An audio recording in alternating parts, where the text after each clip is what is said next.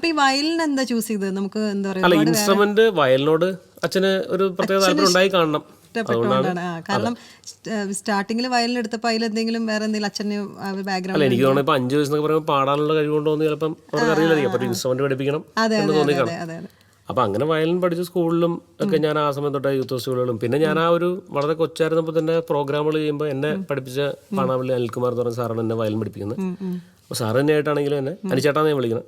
അപ്പോൾ ഞങ്ങൾ തമ്മിൽ അത്രയും ഒരു കാരണം അനിച്ചേട്ടൻ്റെയും ഒരു ആദ്യത്തെ ശിഷ്യനായിരിക്കും ചിലപ്പോൾ ഞാൻ ഒരു പക്ഷേ. അപ്പം അങ്ങനെ അനിച്ചേട്ടനാണെങ്കിലും പ്രോഗ്രാമുകൾക്ക് എന്നെ കൊണ്ടുപോകും. അങ്ങനെ ഞാൻ ആ ഒരു ഗ്രിഡിലേക്ക് എത്തി. വയലിൻ പെട്ടെന്ന് പഠിച്ചു. കാരണം വയലിൻ പെട്ടെന്ന് എനിക്ക് അതെനിക്ക് തോന്നുന്നു ഈ ചെറുപ്പത്തിൽ പഠിച്ചുകൊണ്ടാവാം. കാരണം ഒരുപാട് കുറച്ച് ടഫസ്റ്റ് ഇൻസ്ട്രുമെന്റ് ആണ്. അതെ, തീർച്ചയായിട്ടും വയലിൻ ഭയങ്കര ടഫസ്റ്റ് ഇൻസ്ട്രുമെന്റ് ആയിട്ടാണ് പറയുന്നത്. പക്ഷേ എനിക്ക് തോന്നുന്നത് ഈ ഒരു 5 വയസ്സിലൊക്കെ പഠിച്ചുകൊണ്ട് നമുക്ക് അതിന്റെ ഈ പാട്ടും വയലിനും ഒക്കെ ഈ ഇനീഷ്യൽ ലെസൺസ് എന്ന് പറഞ്ഞാൽ ഈ സരിഗമപദനിസ എന്ന് പറഞ്ഞാൽ ഞാനാണെങ്കിലും മക്കളെ പഠിപ്പിച്ചാൽ പോലും അവർക്കും കുറച്ച് ഇത് മതി, നമുക്ക് നിർത്താം.